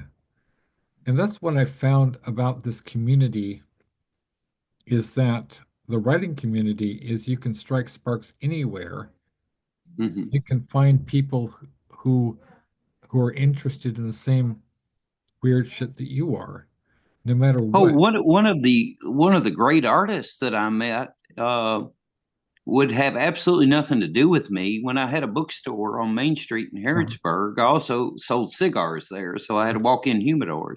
Oh, And she wow. wouldn't come into the building because she didn't like the smell of cigar smoke. Sure. And but she just happened to be at a reading, and she heard me say Henry Miller, and she said, "Oh, I love Henry Miller," Right. and it drew us together. I adore Henry Miller. I mean, I've got this I was in this anthology that it was about Anais Nin, and it's called From the Four-Chambered Heart in tribute to Anais Nin. And Hmm. I was in this with people like Ellen Cardona, the poet and sort of actress. She was in Chocolat with Johnny Depp and some other people. But this was put together by my friend Marie Lecrevin. And so she's more part of the Los Beautiful Angeles. cover. It Love is the really cover. lovely cover. Yeah, she's does excellent work. I'm in several of her books. Yes. You were talking about blurbs. I mean, I wouldn't be opposed to trading blurbs with you. I mean, Oh, like, I love blurbs. right? I would love to write you a blurb. I mean, I Uh, if you'll look on John Burroughs' Facebook page, yeah. I made a comment. I said some of the blurbs that have been written about my books are far more interesting than the book themselves. Well, check this out. I And it mean, it, it depends on who writes them. Sometimes when you get somebody famous to write a blurb for you and you get it back, it's like I don't think they actually read it. well, okay, so I'm just gonna you've have you seen the movie The Crow? Um, Yes, yeah, absolutely. okay. So you know who wrote that? Two people, John Shirley and David J. Scow. So this Hmm. is what John Shirley wrote about my book, The Death Jazz, right? He said, Hmm. Alex S. Johnson's poetry is edging towards a new kind of hybrid multi-genre noir sci-fi surrealism. Go over the Okay, dam, right? I'm okay And I'm with. like, that's a solid John Shirley quote. But Yeah. he wrote about my latest book, The Flowers of Doom. He wrote, Alex S. Johnson is the Baudelaire of our time. And I was like, Oh, that's what he wrote about this one. He is the Baudelaire of. No, I'm just kidding. yeah, turns out that he's like he writes that about everybody, right? Everybody. But yeah, so I was like, damn, man, you're not surely so it makes me feel better about myself Yeah. because I don't know, I'm sometimes my worst nightmare critic, right? So Oh, and Yeah, go ahead. Yeah, I spent the weekend. I spent Friday sending a card to Zotchke on his. I mean, we actually critique each other. We take it line for line and say, Sure. "This is good. This is what this reminded me of. Right. Maybe we should have dropped this. Maybe we should have dropped that." I think one of the best critiques I ever got was from Writing Magazine, Okay. uh, and I don't know if it's still archived or not. If you could pull it up, but I'd written it under the pen name Duke Raoul, and they said this was absolutely perfect and brilliant until the final stanza, Wow. and we don't get that. And a guy named Dan Pappy wrote the review, and I wrote him back and I said, "I'm glad you didn't get that because it wasn't for you. That Yeah, was for." I have a collaborator named Mulcha Fox that I work with, and then I collaborate with a lot of people. I love collaborations. I would love to collaborate with you, for example. And we did a so I sent her essentially what Shirley is right. I do write noir, science fiction, surrealism, beat poetry. And Mhm. so I was invited to contribute to a sort of online publication called Masticadores, which is Mhm. international. Do you know about that one? Mhm. Masticadores. And so, which I've been in several times. And so I sort of felt like it was sort of like Lucy and Charlie Brown in the football trick, right? So I sent this Mhm. thing in to Nolcha, and she wrote back, I don't understand this. And if I don't understand, none of my readers will. Right. I'm like, are you fucking kidding me? I'm literally in Harvard, Harvard University. So I think that maybe you just didn't understand it. That doesn't isn't a referendum on my talent. It's a referendum on you. Right. And I hate to be. I'm just straight. I'm just straight. So this was I kind of lost touch with that market a few years ago. I yeah, was following the Hugo Awards. Are you right. familiar with Hugo Yeah, yeah. Awards? And they just got so off track of what I was interested in that I just couldn't. I didn't really stay up with it. I'm like, I don't know where that's going. I am a not well. I'm a full member of SIFWA. And Hmm. so I can nominate for um the Nebula Award. So and also can apparently I can nominate for the Pushcart Prize and the Best of the Net. So that's why I started the Small Bear Review, SMLL Bear, because this is a really interesting story. When I was Yeah, born, push cart's getting a little weird too. I'm not really sure tell what me they're about it. looking for. So Uh, okay, One of the guys that I tour with on occasion, we usually do 3 or 4 shows a year, is yeah, Morris Manning, okay, and he's over at the University of Transylvania. He was shortlisted for the Pulitzer, and we're always interested to see who he. When it came down to three for his book, The Common Man, we wanted right. to read the two that beat him out, and I tell you what, I just don't get it. I don't know what they're looking for. Well, I think as far as markets are concerned, like horror sleaze trash, I think Hmm. that would be right up your alley. Horror sleaze trash. And so I can, Okay. whatever I can just put in a good word, or you don't have to necessarily need a good word from me. I mean, you're in City Lights, for fuck's sakes. Well, they're gone. Ferlinghetti's gone now, so Yeah, so yeah. So I think it would be wonderful if like I think when I do put out the Gregor, We Are Gregor, which has people like Aram Sarayan in it, right? That's pretty cool.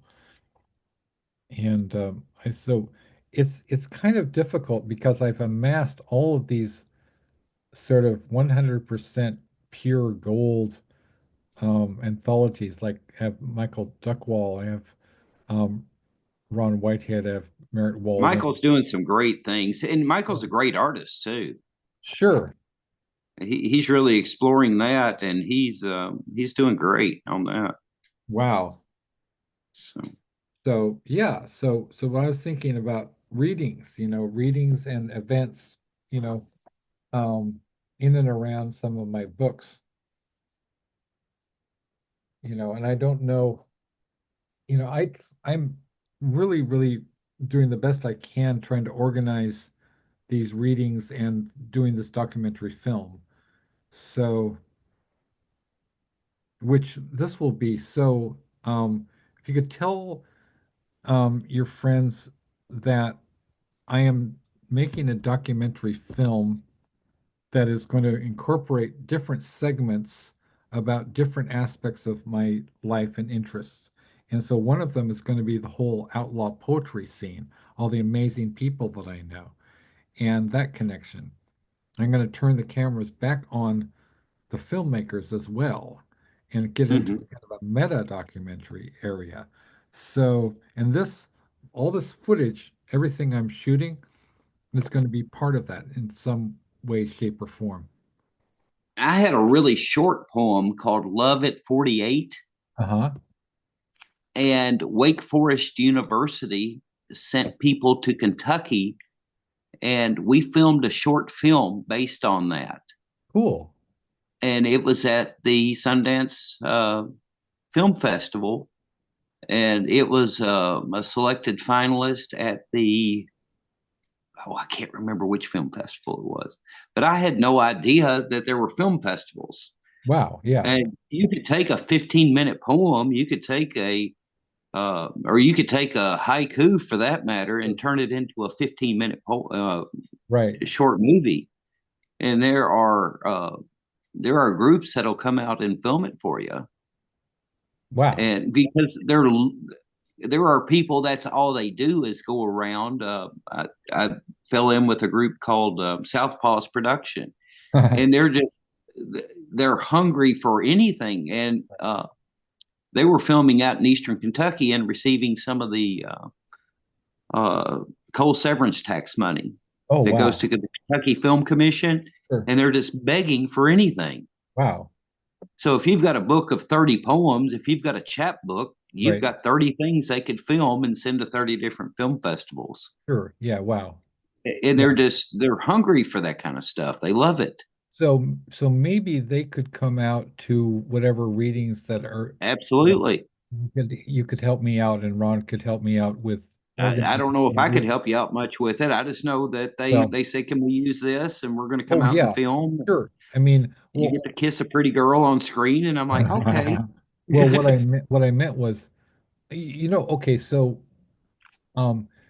speaking of pretty girls, um, have you ever seen them? Well, do you know the actress Caroline Munro? She was in The Spy Who Loved Me, and she was like played this sort of like the beautiful baddie, who's like one of the hench people of the whatever the bad guy in that movie, opposite Roger Moore. Well, she was in Dracula AD 1972, one of the most beautiful women in the world. And when I was in London, I interviewed her for Screen magazine, and um, and she was really warm, sweet lady. And then, at the end of the whole thing, she gave me a peck in the cheek, and I was like, oh my gosh, it's Caroline Munro. She was, you know, Roger Moore in The Spy Who Loved Me. He's like, he's kind of ogling her, and his whatever his pretend wife, played by Barbara Bach, is just like looking daggers at him. But anyway, yeah. So wow. I like pretty girls. I will not lie. I mean, they make the world go round. And some of the best people are also pretty. That sounds like kind of dumb, but it's not. Like some beautiful people are also beautiful, Mhm. right? And some, Yeah, there's some beautiful people out there. There's some beautiful people involved in poetry, yes, for sure. and they have just a beautiful spirit and an aura about them. So So you need to get to know Ellen Maybe if you don't know Ellen Maybe. yeah, we Talking, need to talking about correspond. and she's always there. She's constantly on, well, she's a very, very, you know, ever present Facebook presence, but she and I'm Ron. not very tech savvy. It took me a half an hour to figure out how to get onto your Zoom meeting. Well, you did good. You did good. So yeah, so she and Ron were very helpful to me, kind of um organizing.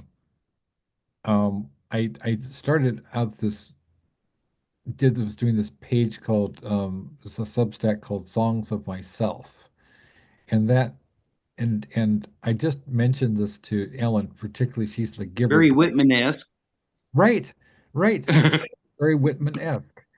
And I asked Ellen if she would help me out, and she's like very kind of low key, and she giggles a lot. She has a lot of strength to her. And, people like James Taylor and Henry Rollins and Grail Marcus think she's the best because she's got that beauty to her and wit, and she's so funny. Yeah.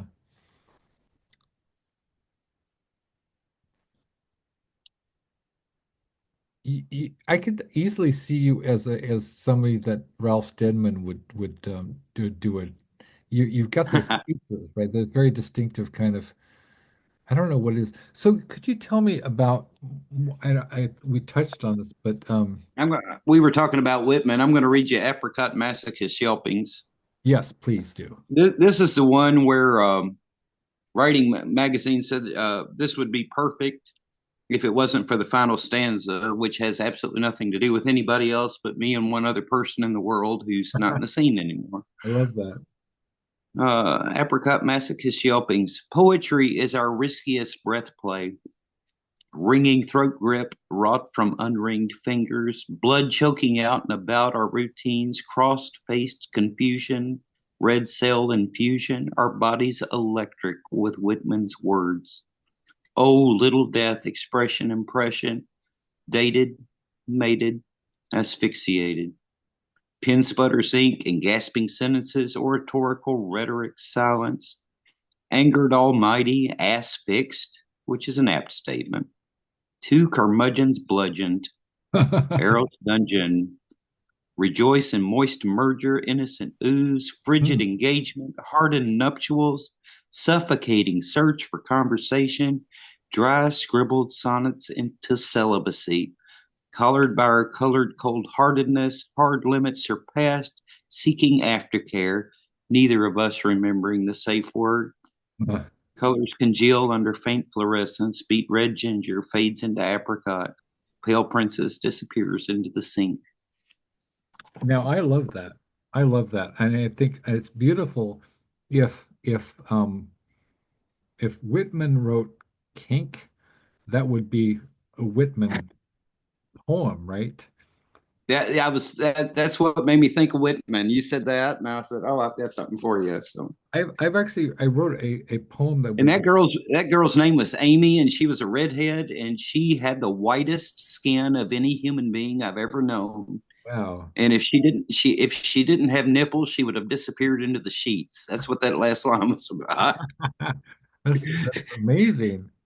That's really So, good. I've written like a lot of poems that are along those lines.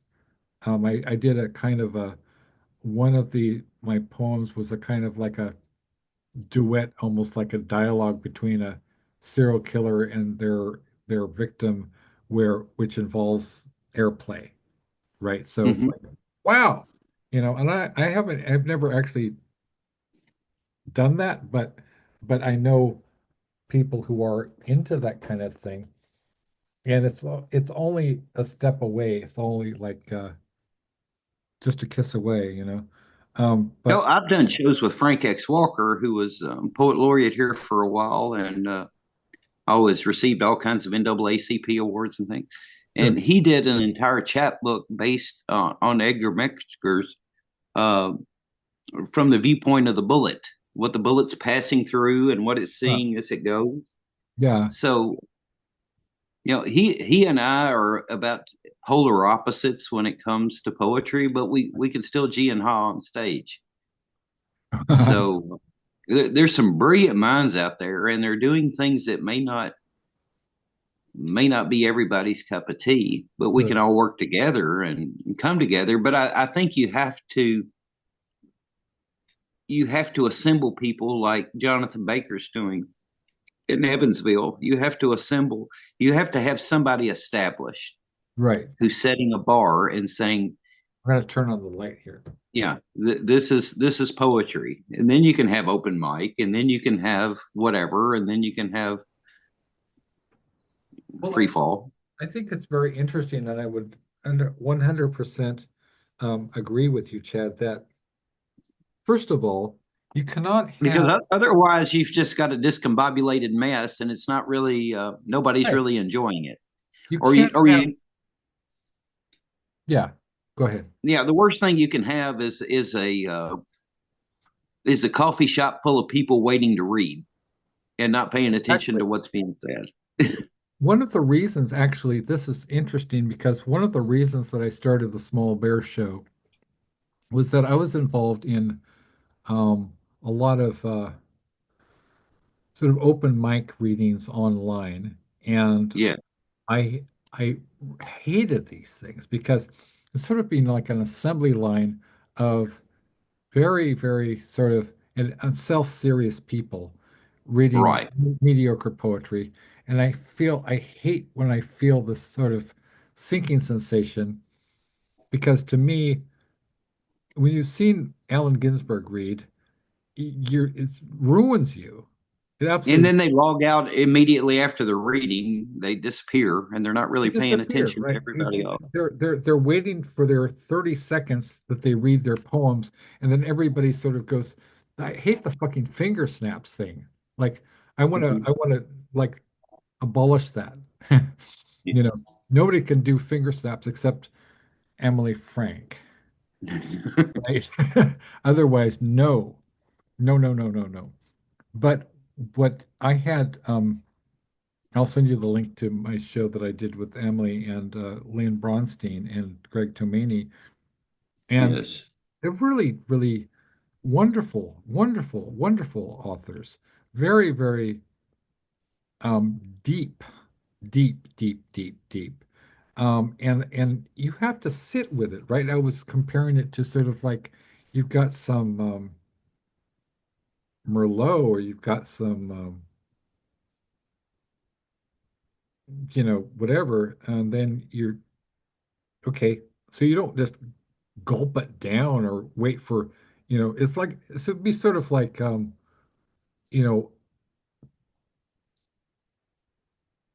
it's the equivalent of like gulping down fine wine, right? And everybody's sort of you get indigestion, and everybody's basically waiting for their turn out of the turnstile and then everybody sort of does the finger snaps, and it's like, okay, next, and it's like, what the fuck is wrong with you people? The first time I ever ordered a captain's table at a seafood restaurant with my son, he Yeah, had never had lobster. I was going to introduce him to lobster. right. And as soon as they bring it out, he sticks his fork in it, pulls out the entire piece, shoves it in his mouth, and said it kind of tastes like crab legs.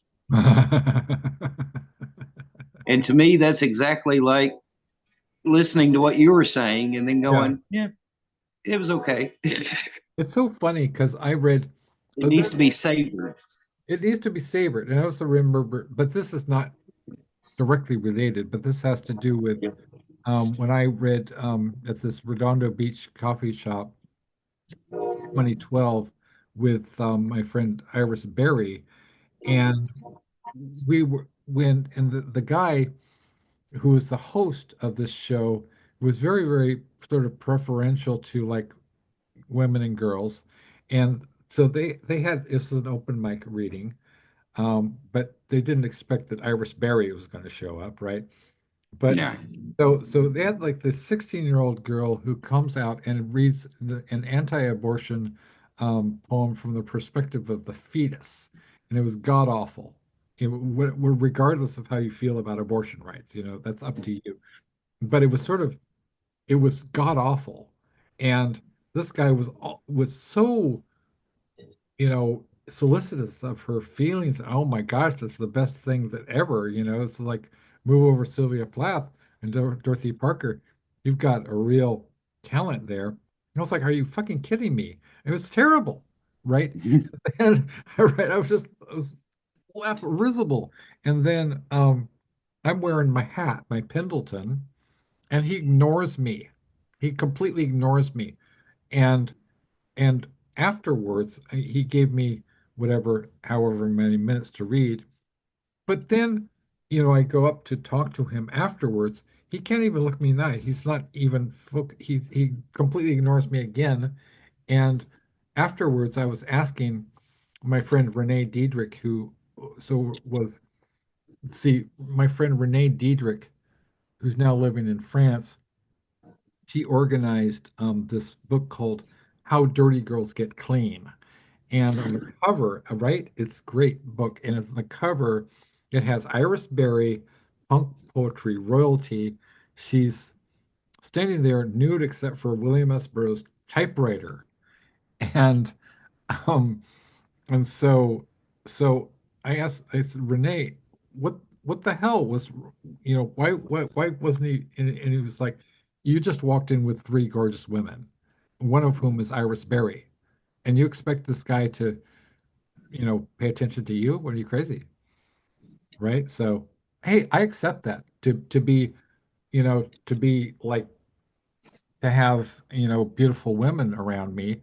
It's it's great. I love beautiful women. I love women in general, man. You know, count me in. Right? What's wrong with this world where you can't be whatever you are? I mean, I've got a lot of transgender friends and people who are gay, and that's wonderful. But I think we should all be who we are, right? Like, Absolutely. Let me be yeah, me and you be you. right, yeah. I mean, I don't get this policing of desires or saying, "Oh, that's wrong," if it's not how is my sexual proclivities and as an adult remotely your fucking business, right? Right. It's just, do you get a lot of what's it like in Kentucky? Do you get a lot of, I mean, is it weird or um I mean, is it kind of um like, is there a lot of like what was it like? Is it very churchy or what is it like? Had to turn my heater off. I couldn't hear you. Oh, okay. So I was asking about sort of like Kentucky in relation. Well, you said it's like four different states, right? But so I'm sure that there's a lot of religion down there, right, too. I mean, a Oh, lot of absolutely. Uh, I had a group walk out of and Michael Duckwall was there, and Michael's son was there who was right. reading with me. I try to encourage Charles to read with me Sure. anytime, That's great. Yeah. and he doesn't mind going and reading with me. Yeah. Uh, and we had a group walk out, and they said they couldn't stand for blasphemy, and I said there really wasn't anything blasphemous about that. I was talking about being not like the publican and hypocrisy. Right. And yeah, I'm a Christian. I don't mind saying that. I go to a Great. Pentecostal church, Sure. and it was a poem about hypocrisy, Right. being not like the publicans, Right. and Exactly. Yeah.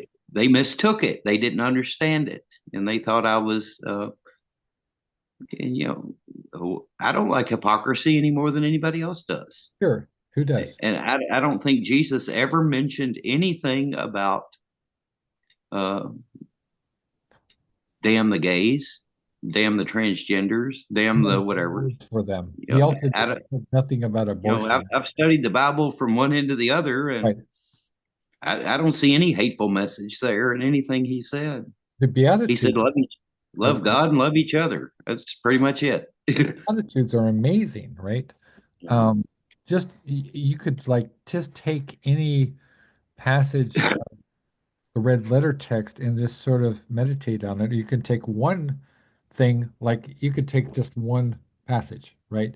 A day, Mhm. just think about it and try to employ it, you know, Just meditate and try to right? employ it. And try to do it like you don't have to try to be a saint. You can just do maybe, and I think it's if, like if you do one good thing for maybe an animal, that's just as good, right? Because we had this, I really wish you were talking about Kentucky and the different groups. I wish when the internet became a big deal and everybody started going to social media, right. we would have cloistered. But I think instead what happened is they broke into little subgroups and Yes. little cliques that didn't exist. But or if there were cliques, then they were trying to expand their circle. Yeah. They were trying to get out and find other people. Right. But when we were barraged by all these people within a close range to us, it seemed like we went the opposite direction. We started to pull in closer and tighter. And so you have little groups of Insight. poets in Louisville that don't associate with little groups over here in Louisville and, have their own little thing going. And I think that's sad It is sad. because And there's like so much we could get from each other. I think we could grow as a community if we'd learn how to intermingle. I agree. And like I have has faced a similar situation as somebody who was involved in on the ground floor with a genre called Bizarro, which is very beat adjacent. And there's these people in like Portland, Oregon, who simply cannot stand me. And the reason is this is more than a decade ago, as I wrote a so there's this guy named Chris Kelso in Scotland, right? And he was the co you heard Chris Kelso? I mean, he was in like the Evergreen Review. His stuff has been praised by people like Dennis Cooper. And he wrote a book called William S. Burroughs in Scotland. And so he started, and this other guy started this thing online called the Imperial Youth Review. And that got, they even published something by Burroughs, not while he was alive, but they published something by Burroughs. And I wrote for them. But then I kind of wrote something that was sort of satirical of Bizarro, and that was I got so much shit for it, and Really? the people who were even the major players in Bizarro were like dropping into my DMs and saying, sort of, how could you? How could you? And I was like, what does it matter to you? You're over the edge. You're Yeah. transgressive. Your heroes are people like Burroughs and, you know, my friend Billy Martin, aka, Poppy Z Bright, right?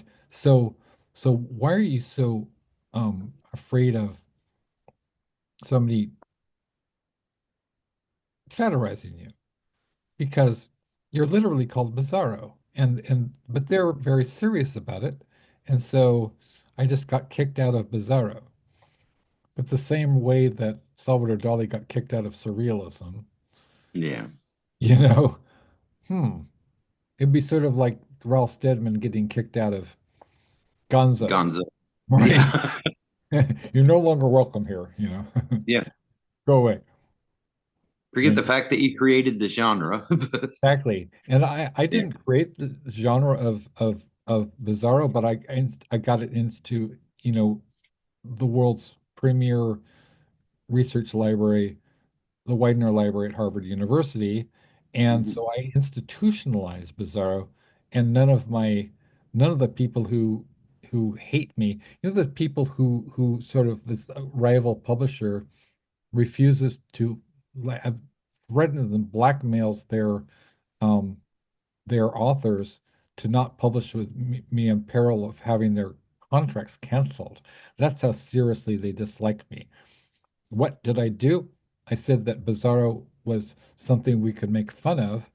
Inherently, in the term Bizarro, it's like saying you can't make fun of modernism, or you can't make fun of the Raven or something. You can't make fun of course you can make fun of anything, right? There's no Right. there's no religion of form or religion of genre or I think one of the most brilliant minds in rock music today is Al Yankovic. I do too. I deeply admire him, and I just and he's kind of got a rebel spirit because he doesn't always get express written permission to do whatever he wants to do. I know, And right? I think I love what was it? I mean, I he's automatically very talented, actually. yeah, he is a brilliant guy. Yeah. He's certainly like this what was the one he did about I love rock and roll? Uh, I love Rocky Road. I Yeah. love Rocky Road. Yeah. You know, they made a fortune off of Gary Chrome's songs. They really threw her under the bus. It's really sad. I mean, I think that she should be in the Rock and Roll Hall of Fame. And if I have anything to do with it, I will get her in there. Yeah, there you go. Right? Beautiful person. So I actually have to have lunch now, but it's been a pleasure and an honor talking with you. And I Oh, hope it's been great. But so. I will no, shoot you I'm really excited that poetry survived. I'm glad that it survived until through COVID. right. Uh, I'm really concerned about where it's going. I see some Yeah. brilliant voices out there, Yeah. uh, and I just want to make sure that they've got a deep respect for Ron Whitehead and for Dean McLean Yeah. and for John Burroughs and for people who have gone before them, for Kerouac and Sure. for Ginsberg. And I Yeah. want to make sure they realize that they laid the groundwork for you to be able to do what you want to do. Well, Larry Jaffe. Don't forget Larry Larry Jaffe. Jaffe, Yeah. absolutely. And what's his name? George Wallace is Hmm. another very, very fine poet. John Gray. I mean, just Yeah. mimeographs and Yeah, right. just yeah. There's some brilliant people out there, Yeah. and I like a lot of the people that have written for me. And one of the most amazing things about this book is that it is almost completely the Burroughs I'm talking about, and also the Bauhaus tribute, is it's almost completely original stuff. mhm. As you were saying about like Allen Ginsberg, how he would, if people asked him for poetry, he would just send them poetry. Well, the Yeah, same thing he happened, didn't care if you were making it in your basement. right? You know, The same thing happened with David J. Haskins when I asked David, um, could you contribute something to the Burroughs book? And then the man who wrote the song Bela Lugosi's Dead, 2 days later, he sends me an original poem, which is absolutely a bit of brilliance. And mhm. I tried to pay him, and he was like, "What's this?" Right? He's very British, he's very polite, what's this? And I was like, and I'm thinking, man, the man has like, they've sold 1 million copies of their, he founded two of the biggest bands in the history of rock and roll. He's Yeah. not, you know, he doesn't need, my honorarium, but so he's a decent man.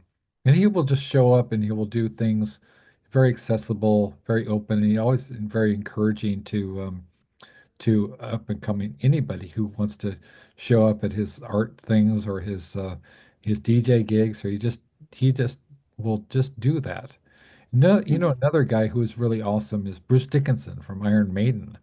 He's Okay. very, very kind of, he's a very intelligent man. He has a degree in history, and he's, you know, all these things. Like he was a fencer and he's a pilot. He's a licensed pilot, and he has like Iron Maiden. For years, he would fly them around the world on, you know, he was the pilot of their jumbo airline or whatever it was. The Maiden Iron Maiden, you know, plane. So. Okay, my friend. Well, I will shoot you my email, then we can pick up with whatever, right? And I'll see what I can send you. I was talking to Dorsey a little bit earlier Yeah. today, and he said his. I said I think the muses have been asleep over Oh, the yeah. winter. It seemed like we were writing, we were just filling notebooks up until about October or November, and then Right. everything just kind of died. So, Yeah. Well, so maybe maybe hopefully maybe with things will start back up. yeah, I mean, I started what I didn't even realize that how that all it took was you can do a Substack, you can do anything, and you can be a publisher, and you don't even have to do these prestigious anthologies. You can do like just a little Substack. So that's why I started the Small Bear Review. And I said, well, I can um nominate you for the push cart or the whatever, the best of the net. And it's interesting because it's sort of like Joseph Desaad, right? These little things they don't pay, but it's a stepping stone, and then you get connected with other And wonderful. he's growing. I'm glad that he's growing. Yeah, You know, yeah, so I'm glad to see Black Noise. You've seen some previews of things coming up. So right. Black Yeah, Noise, I like the name, so I'm very proud to be in it. And check out Horace Lee's Trash. I Ken will. has a lot of stuff in there, and I you shall. can submit some things. They're really good market. Okay, my friend. Go have your lunch. I appreciate it. Great talk. Great talk. Talk to you later. Anytime.